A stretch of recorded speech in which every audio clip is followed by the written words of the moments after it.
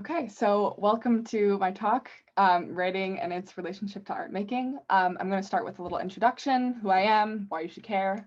If I can go here. So this is some of my work. My name, if you don't already know, my name is Abby Brock. I'm a grade 12 student at Etobicoke School of the Arts. At least I will be for, I think, one more day, and then that's it.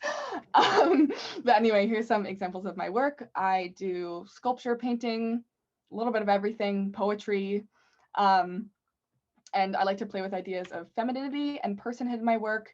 And for the longest time, art and writing were something that were very separate to me. And we're going to be explaining why that disconnect happens and how we can solve it. All right. Not a lot of us do the same with art. You know, sometimes we'll have an art class or two, but we're swimming in this pool of writing for so long in our lives. And sometimes, at least for me, art was something I could take seriously because I guess I could hide under the guise of like, oh, well, you know, it's my art. You don't understand it. You don't understand art. But for writing, it's like, this is just something that's so personal, and it's something that so many people are like readily available to engage in and like know that they can engage in it. So that's why I found that disconnect happened, is because like writing was something that I shuffled to the side and kept as something personal, and art was something I could share because I could be less vulnerable because not a lot of people knew as much about it, if that makes sense. So then I guess the question remains, then how did I synthesize those two? And it's kind of a hard question, and I think I'm going to have to do a lot of personal stories before I can really explain it. So I'm going to talk to you a little bit about how I first started writing and how I started engaging with writing, and then how I started making art. And then we're going to get to how those two fused and like the sort of light bulb moment that led up to that. So here is a photo of me in 2016. I know, very cute, as all middle schoolers are. And yeah, I remember the first time I was exposed to writing was when my sister and I took a trip to New York and to visit my uncle. And we went alone. I was about 13 or 12 and my sister was like 16 at the time, and I was so excited. You know, we were traveling by ourselves, like no parents, like it was so fun. And I remember one night he took us to a slam poetry event. We walk in the door and you have to like pay at the door, and you walk in and like everybody's like sitting at chairs at the stage, or like they're sitting on the ground. And we walked up this flight of stairs and I sat down on like the railing, and I had my little legs dangling from the balcony, and I sat there and I heard people talk about, you know, weed and sex and their turbulent emotions. And it was like one of the times I felt most alive in my little like middle school life. And just, you know, at the time I was super socially anxious. So I couldn't even order for myself at a restaurant at this time in my life. So seeing people just being unapologetically themselves and like loudly proclaiming how they feel about things, or just sharing their art so unapologetically, I think it was super inspirational to me. And you know, I went on a binge of like watching slam poetry videos after the fact, and just sharing that with everybody, and just looking into, like, as you can see on the slides here, there's the YouTube channel called Button Poetry, which I was obsessed with at the time because I'm like, oh my God, I need more of this content. I need to like consume it all the time. Like these people are so awesome. So there's Blythe Baird and Hanifa Durov-Keeb on there. So you guys should check out the videos. They're really awesome. And yeah, so I started that, and I was like, I started writing poetry myself. And obviously I wasn't going up on a stage and sharing it with anybody, but just the dream of that sort of inspired me to keep going and like make things, and hopefully one day, you know, be like those people and, you know, inspire people in the same way that they did to me when I was young. And then I started drawing around the same time that I like started writing. But when I started to take art making more seriously around grade 10, so about 2 years ago, I stopped writing. And because I thought that painting and sculpting and all that was more important and more professional, more refined, whatever you call it. And because art could be improved, you know, like art was something I could take seriously and take classes on and take super seriously. And writing was just like me scribbling down my feelings, like in my little angsty preteen notebook, and storing it away for no one to see. And And so it just seemed silly. Like, how was I supposed to improve my writing? Like, learn new words? Like, what did that even mean to improve that way? And I don't know, I just thought it was so silly to think that, you know, writing could ever be anything beyond school essays and angsty middle school poetry. But the first time that I actually wrote something and was proud of it was early grade 11, over a year and a half ago. I wrote a poem for my school show, ESA's Because I'm a Girl show. It's a feminist show. And I remember when I was going into that audition, I walked in the room and it was like Miss Morehouse and like a couple of the directors from the show. And at the time I was like pretty socially awkward. I was in band, I played the flute, you know, I wasn't like super artsy or creative or outgoing, outwardly at least. And then sharing it. And after, I remember the moment after I read my poem out loud to them for the first time, they're like, and Miss Morehouse was like, wow, you can do that? And I was like, yeah, I guess I can. So that was like a really awesome moment for me. And then, you know, leading up to all this practice and preparing, leading up to performing it on stage, it was like one of the most thrilling and reaffirming and like amazing experiences like in my life. Like I felt like I was finally one of those stage performers, like one of those slam poets in New York. And, you know, I was cool, I was vulnerable, I was real, I was, you know, everything that my middle school self wanted to be in that moment. And at that point on, like, I made a conscious decision that, like, I would never stop writing, even if I didn't share with anyone again, because I knew that I was worthy and that my words meant something to someone, even if it was just myself. And yeah, I just knew that once I had that moment, like I needed to figure out how to do that with my art. And like from that point on, I started to slowly see how my writing and my art were interconnected, because I was like, okay, so if I'm able to generate this sort of response with my poetry, then I can do the same thing with my art if I share it. So I sort of tried to adapt the processes in which I created art into writing. And I was also able to just understand what my art meant to me and others past its initial meaning through sharing it with people. I was also able to, it was also a really good means to like get out of an art block or like regenerate my creative spirit or whatever, like through writing, because when, you know, sitting down at a table with, you know, a paintbrush and a canvas was too much, I could just like type something on notes on my phone when I think of an idea, or just like scribble something down quickly. And so that, I think that was kind of like my light bulb moment at that show. Yeah, and one of the things I love about writing so much is its accessibility. Like writing can make art accessible for anyone. It's literally the most accessible form of art. You know, anyone who can speak or read or write can write. Like, and writing can also help art be accessible to others.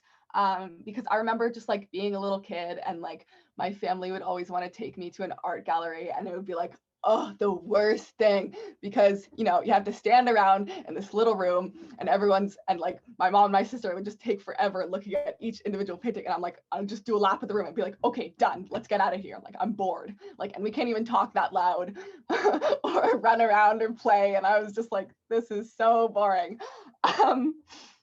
And, you know, they'd always like stand there, look at each one and read the little paragraphs on the side. And I'm like, that's so lame. But then, I don't know, I guess there was just a point in my life where I started to read those little paragraphs on the side of the paintings in the museums. And I think that's when it all changed for me. And I started to like engage with art in a new and like more productive way, because, you know, I was able to really appreciate art, because not everyone grows up visiting art museums or galleries, or not everyone takes an art class.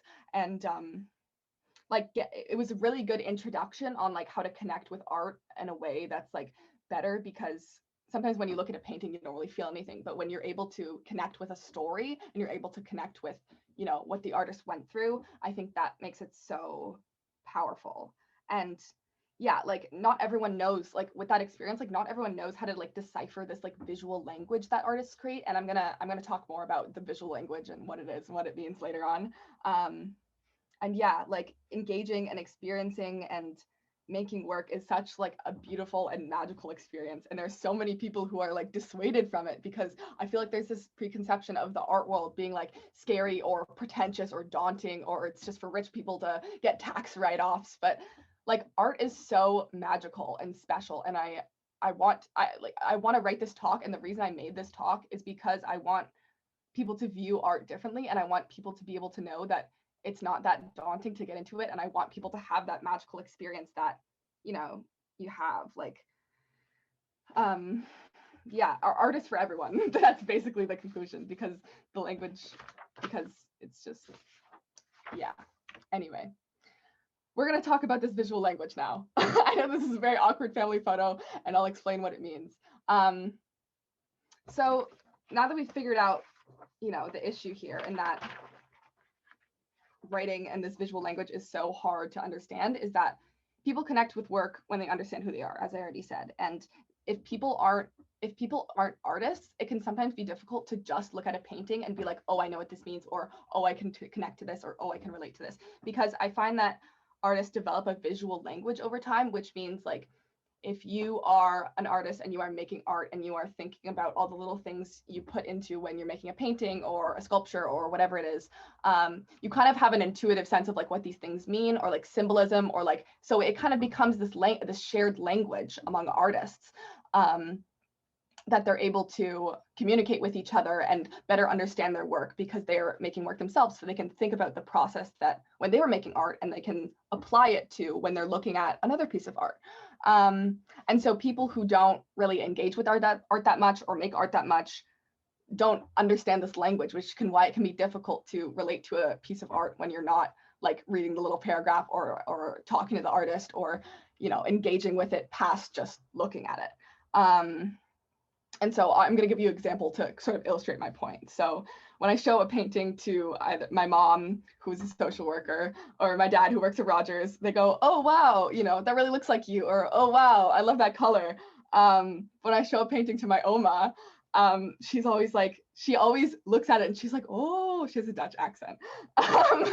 But like, she always goes, oh, and she always goes, oh, like she looks into her eyes and she's like, she's saying, where am I going? Like, what are you doing to me? And she always has these like very unique sort of like interpretations of my work. And I love that. And I think that's like a very like artist thing to have. Like, she just immediately looks at it and interprets it, and like thinks about the person in the portrait that I'm painting, and like what's going on in the scene, and what she means, and what her expression is saying. And sometimes that doesn't really come as naturally to like non-artists or non-art lovers.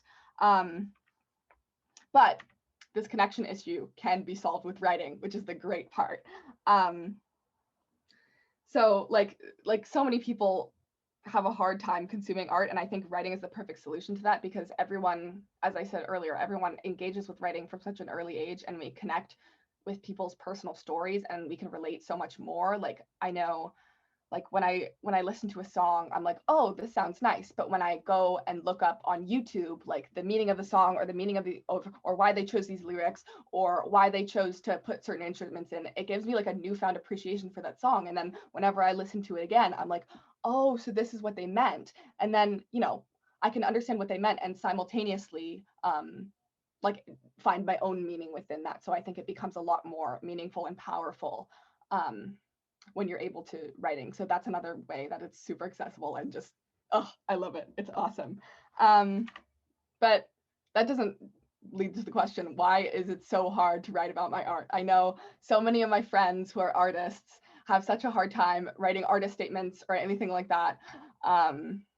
And I'm going to explain why I think that. And I also just think like a lot of artist statements, maybe this is a hot take, but I think like a lot of artist statements can be bad. And this is not because the artists are bad or the art is bad. It's just because writing and art are two very different like processes that you go through, and very different like experiences. So it can be very tricky. Yeah, as I said, the process of writing and creating art can be very different. And like, I find like artists get into this like whole visual language thing when they make that art, and then when they sit down and write about it, that it's like a completely different language. It's a completely new skill you have to learn, that you haven't really developed if what you're doing is mainly art. So like, you know, when I create when I create a piece and I'm thinking about writing about it, I'm like, oh, well, it already makes sense in my head when I look at it. Like, I don't really have anything else to say to explain it. And it can kind of stop us because we already see the writing in the work. Like, it's already a visual language that is there in front of us. So it's difficult to apply the same processes that we use to make art that we do to write.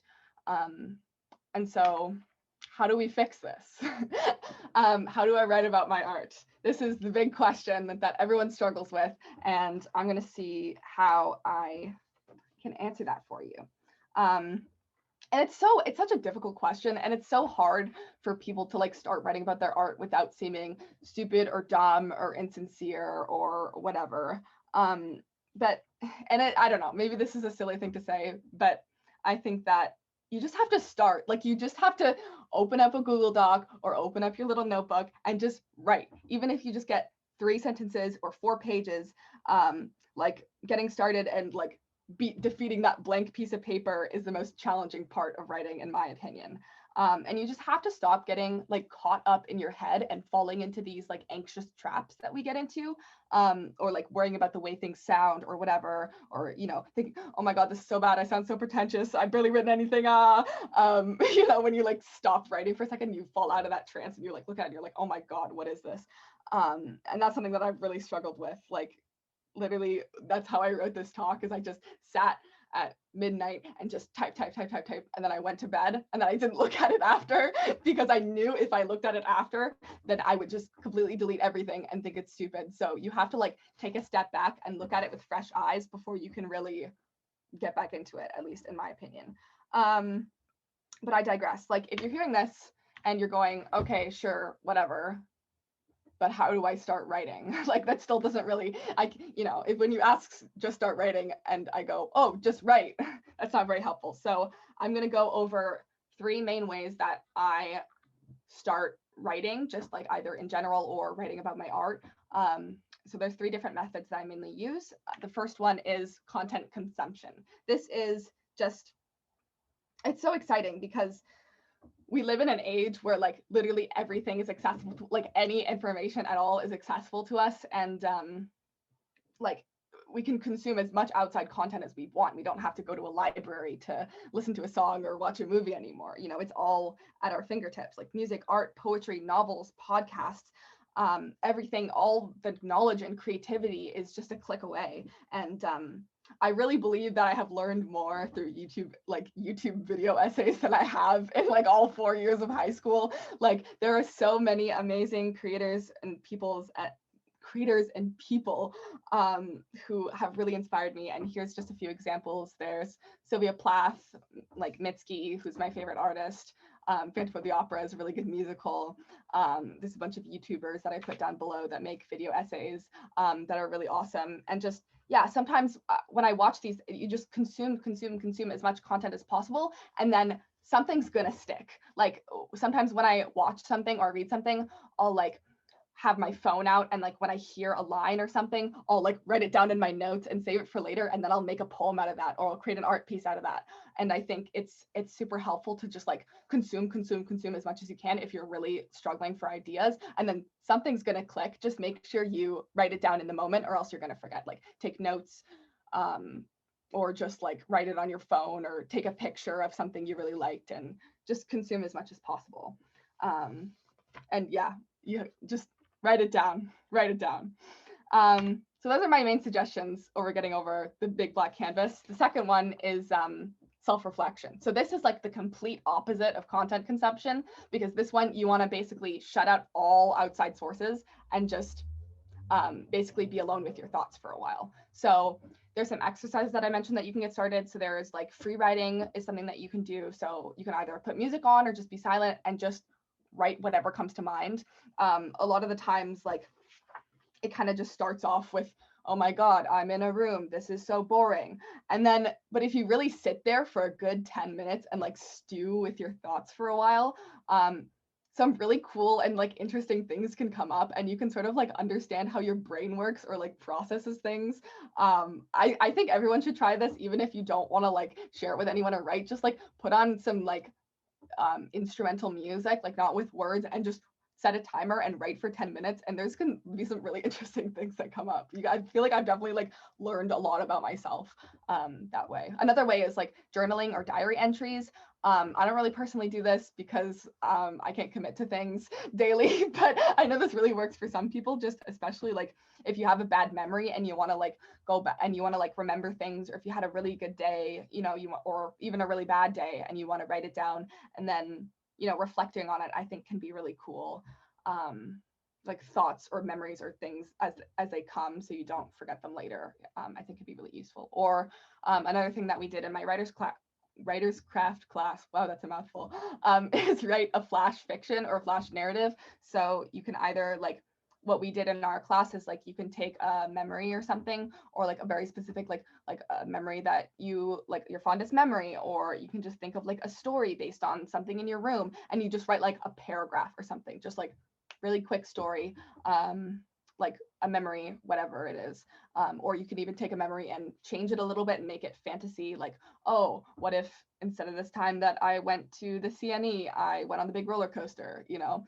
So it can be really helpful to do that. And the third method is probably the best and the easiest method I find, is just talking.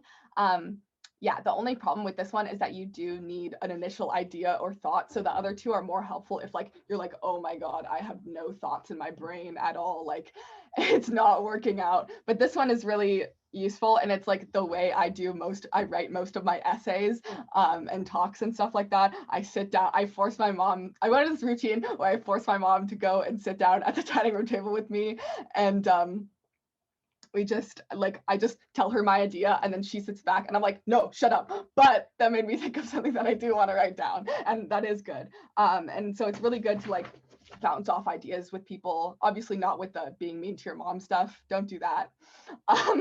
But like sharing it with people, and, you know, or even just reading your thoughts out loud, like even if it's like to your dog or your stuffed animal or whatever it is, I think that can be super helpful to make sure that like your tone of voice and like the way you speak as well comes through in your writing. So it's not like two completely separate things. Like it's important to like narrate things. So like if you write something down and then you say it out loud, you're like, whoa, this sounds really weird when I speak it, because that does kind of happen a lot. And yeah, like even when I write my poetry, like I will think about the line in my head for like at least 20 times before I write it down.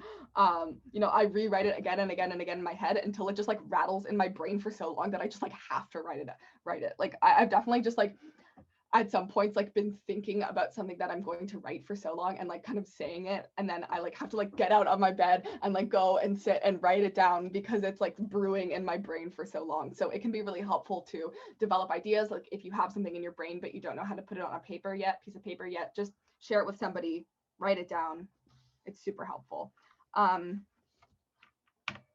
So yeah, that's basically the 3 methods, and it's all, and there's another 3-step process that goes into that. So the 3 methods is how to begin writing, and then there's 2 other steps. There's refine and share.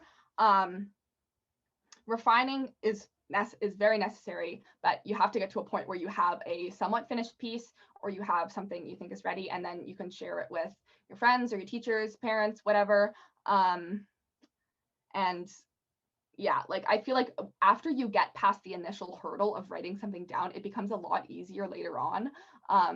And so this is just to make sure, like, if you're writing it by yourself, you don't sound crazy when other people read it. And like, you want to make sure that all these amazing thoughts and ideas that you have in your head are able to translate on paper.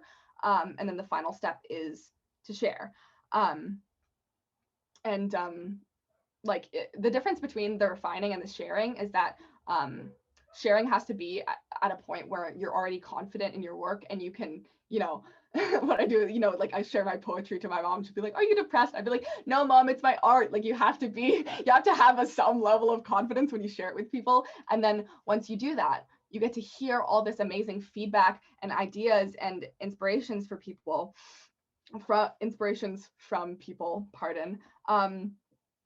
that are able to come up, and you know, you're able to hear people say, oh, well, you wrote this, so it made me think of that, or you said this, so it made me think of that.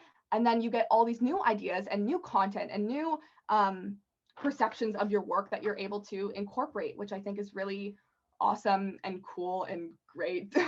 And like it just starts the whole cycle over and over again. So yeah, it's really all about that initial hurdle. And once you're able to get past it, I think that's the biggest step in the process. And yeah, I just want to say, I'm going to take a little pause in this talk to say, I know a lot of people maybe have writing or have written something down, but they're like, oh, this is stupid. I should never share it with anybody. Send it to me right now. I'm going to take a little moment. And if you want to send me something that you've written, I want you to send it to me right now, because something that I think about a lot is the fact that there are probably so many amazing writers and poets and like, you know, people writing stories that they write, and they're just too scared to share it. And it's like, that is one of the saddest things to me. Like there are probably so many amazing writers out there, but we'll never know about them. And it's always something that's going to be kept in secret. And, you know, it's hard to say, you know, just write and just share it. But as someone who has done that and someone who has written, I've really like taken a moment to appreciate, you know, grade 8 me writing shitty poetry, not sharing it with anybody. And then, so if you're at that point where you like have something written, I want you to share it, because I think it's really important. And if there's no one that you think you can, please send it to me, because, and we can talk about it, or you could just send it to me and then block me right after. But it's really important to get over that first hurdle. And I think once you do it, you'll feel so much better, and you'll be opened up to so many new possibilities, and you'll be able to get better, because you can't really improve your writing all on your own. You need people. That's a very important step. And you need criticism and you need feedback. So if you ever have anything written down, please share it with me. Everything's right here. I'll also put my links at the end, but yeah. So yeah, I don't know how many people out here are artists. I know there's a lot of my family members who are probably not. So I kind of want to talk about a little bit about the importance of writing outside of just writing about your art or making art more accessible or whatever, and how it can be useful. So the first way, like why you should still write even if you don't make art, is because it's a great way into art making. Like if you say want to start making art but you don't know how, or you're nervous or whatever it is, it's a great gateway, because you don't really need anything like your phone or paper and a pencil. Like you don't need to develop those like technical skills that sometimes is required for art. Like you don't need to learn how to paint or learn how to sculpt. You can just write some words down. We all have words in our brain. I know we can do it. And so it's a good way to like start thinking about like the artistic process and like how you can apply that to writing, and then how you can start making art, like more art, or develop it later on. Like I know there's a while where I wasn't really painting or drawing or doing anything like that, and I just started writing. And then once I did that, I was able to sort of like re-enter my artistic process. And then, you know, I made a poetry film, and I was able to use my writing as a way to get back into making art.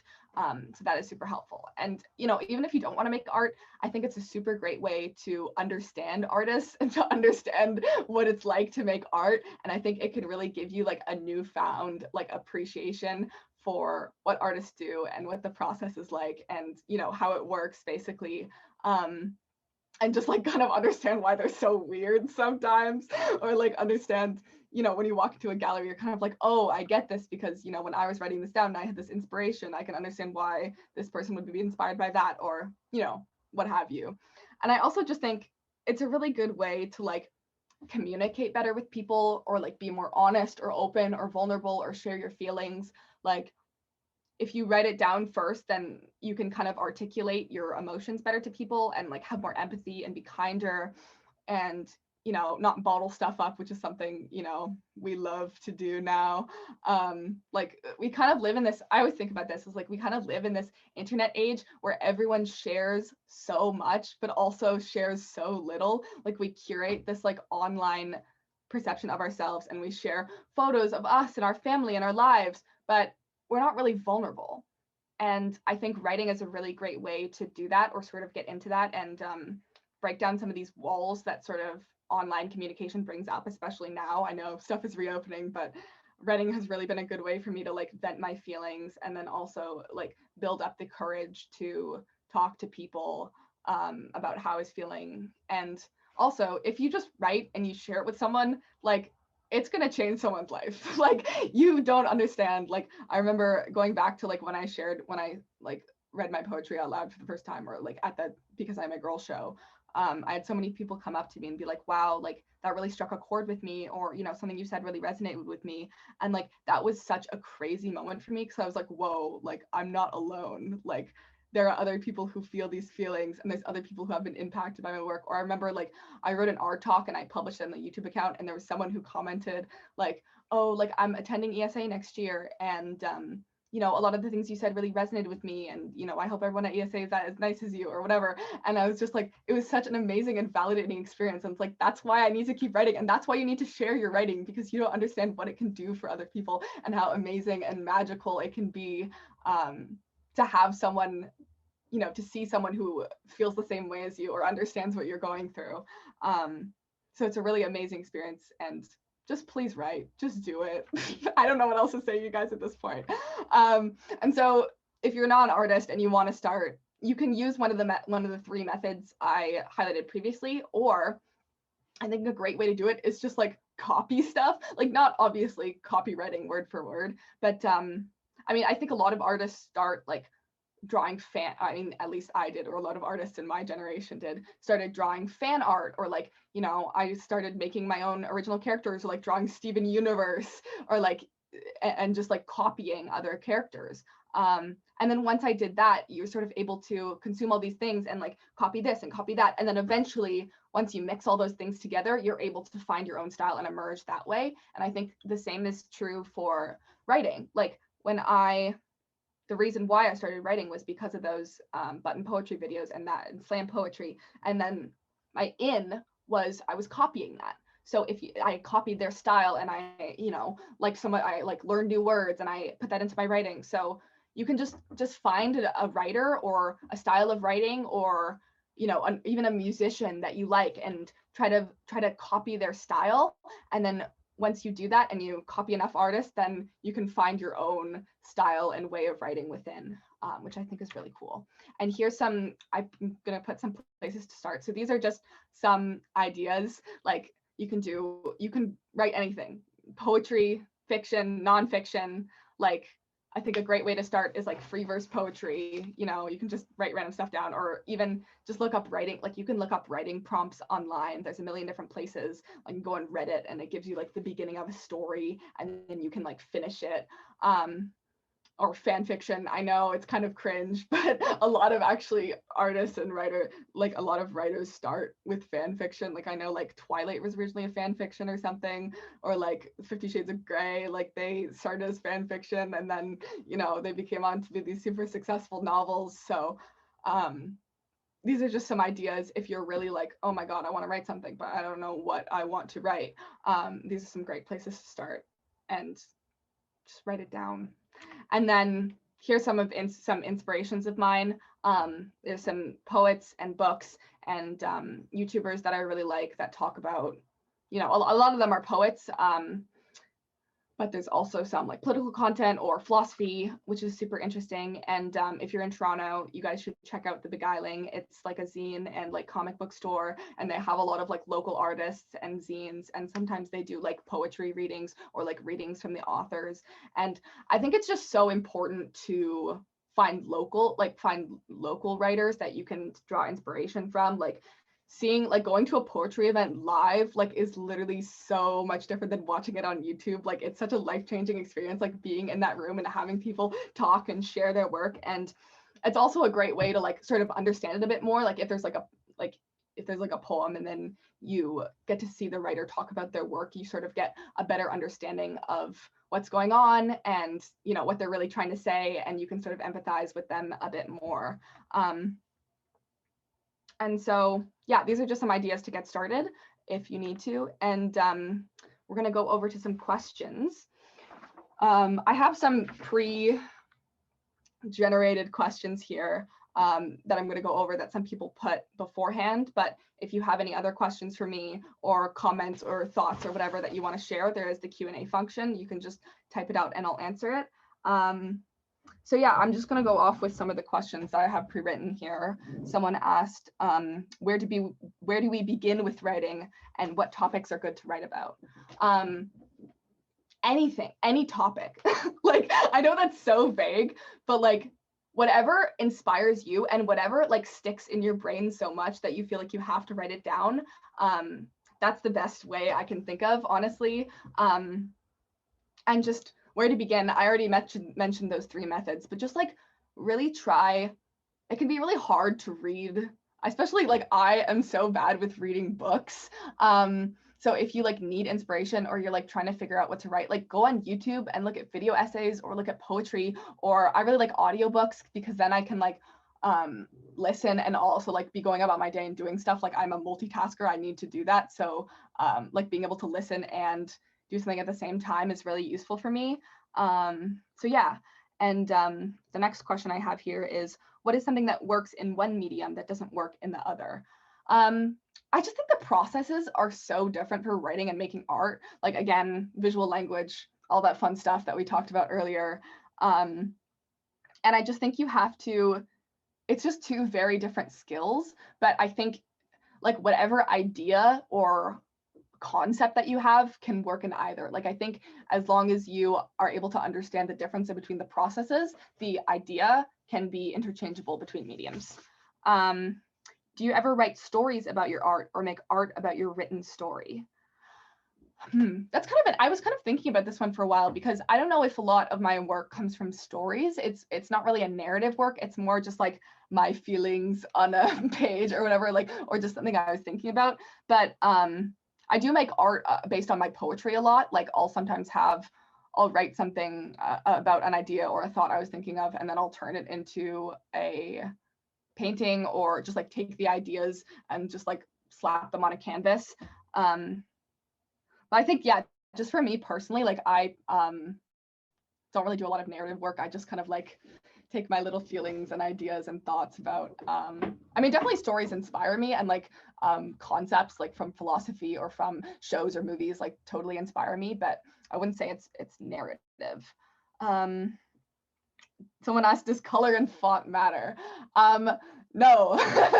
Like, I guess the basic answer is no. And I mean, that kind of opens up a whole new can of worms of like, if you want to publish your work, if you want to share your work, I mean, just do whatever you want. Just don't make it Comic Sans, like rainbow. Like, make sure people can read it and it's clear and it's simple. If you're just like publishing a poetry book, or you're making a zine, or you're sharing it online, just don't make it too overwhelming, so that your writing can really shine through. On the topic of writing, is reading absolutely crucial to becoming a good writer / a well-rounded artist? Yes. And that is something that I struggle with so much, because I hate reading. I hate it so much. I'm so bad. I have the worst attention span. Like, I've been trying to read this one book for so long. I'm on like page 15. It's a really good book. My brain just doesn't work like that. So again, reading doesn't have to take in the form of reading a 500-page book and skimming through it. Like, there's so many other ways you can engage with writing. Just for me personally, I'm a very visual person. So like YouTube, audiobooks, stuff like that is super helpful for me. But if you are someone who is more inclined to reading, or sitting down with a book, or, you know, scrolling, or like reading a poetry book, I also think graphic novels are a really good way to like dip your toes into reading without feeling daunted by just like all these big paragraphs and blocks of text on a page. Like, that's how I started making art, was like I have like I bought like a giant stack of graphic novels from like all these artists, and just the visuals kind of helped me with that. Like, if you're an artist and you want to like engage with writing more, or like read more, I think graphic novels are a really cool place to start. And someone asked, how do I condense the chaos in my head into actual words? This perfectly sums up how I write. I think the best way to do it is, again, to just talk it out with people. And if that's not something you really feel comfortable with, something that I also like to do is on Google Docs, you can do like a text to speech thing. Like, you can put your little microphone on and you can like text, and you can like speak what you want to write. And so sometimes I'll just be like lying in bed, like with my phone, and I'll have an idea and I'll just start talking and talking and talking.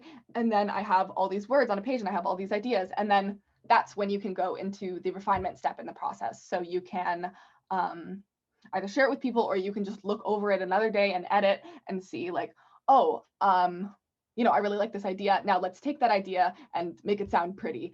I also just like to look up words. Like I like to use different words for things, so I'm not like repeating over and over again.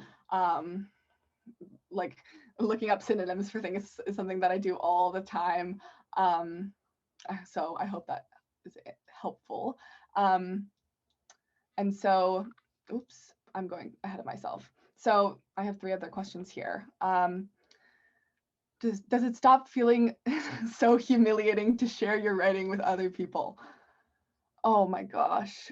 That's a tough one, because honestly, no. Like, I feel like whenever I first do it, I'm always like, so what did you think of this? But after, like, the response is usually very good. And so it's worth the kind of initial, like, oh my God, I feel so awkward and so stressed and so weird about things. But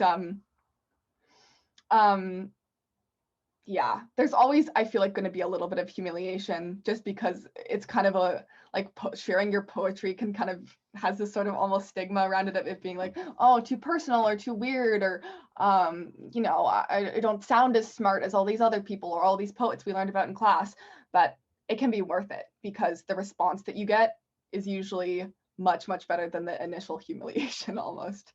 And someone else said, I feel like when I write, I always circle to the similar point, or even when the contents are new, I feel semi-bored with the way I write.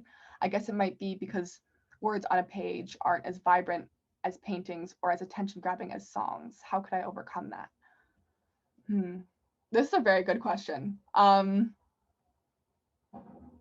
my gosh. Like, I don't know. I feel like for me, like, I think you should start, if you're feeling bored, like with the words on your page, start with a song, or start with slam poetry, like read it out loud or put music behind it or whatever it is. Like, you can make it fun. It doesn't just have to be sitting at a desk with a pencil writing it down. Like, and once you sort of are able to make it more fun for yourself, then you can take that writing and use it just as writing. You don't have to make it into a song or a slam poem or whatever it is. You can just have it for yourself. I also think it's really helpful to like experiment with different ways of writing. Like in a poem I wrote recently, like I didn't really write like line. I did it in the form of like a list. So it would be, it was like a to-do list, like 1 through 12. So I feel like playing with format can be really fun. And just like looking into other poets and like seeing how they play with, like, you can even play with like space on a page and like moving things around or making shapes with your words. Like, you can totally make it visually interesting and also have like good content. How can writing artist statements prior or after the creation affect the art itself? I feel like you always, at least for me, I always just like create a piece of art and then I write the statement. I feel like it kind of lends me to, like, it makes me think of the art in a new way. And sometimes when I'm writing it down, or like I sit down and I'm like, okay, I need to write an art statement. So then I talk to a bunch of people around me and then I say something and people are like, whoa, that made a lot of sense. And I'm like, oh, that did. And you just sort of get on this tangent, and then all these ideas that were like sort of in the back of your brain or in your subconscious sort of come out when you write artist statements. So I think it can definitely allow you to view your art in a different way, or have these like light bulb moments of like, oh, so this is what, when I was painting this, so this is what that actually meant. And so I think it's really cool that way. Is there any other questions, comments? You want to yell at me in the chat and tell me what an awful job I did? No, I'm kidding. If that's all, I want to thank you guys so much for coming. This was really awesome. I was so happy to yell at you guys for, I don't know, 45 minutes. I don't know how long I was talking for. And I really hope that you guys will check out the art sale at contemporaryartcommunity.com. I have some work for sale if you want to have a little lovely painting of mine in your home, or anything like that. There's also some really other amazing artists in my class who are sharing work. There's also going to be the rest of this week's talks, which are going to be really awesome. We have the director of the National Gallery of Canada and some amazing artists and grads from our school talking. And so I am super excited for you guys to hear everything. And yeah, and also there's going to be art talks on the 26th premiering on YouTube. Mine will also be there if you guys want to check that out. I have a poem in it and it's shot really cool. It's all in my room. So I hope you guys will enjoy. And that's it. I don't really have anything else to say to you guys. Thanks for coming, and go write something. Go write something and send it to me. That's what I have to say.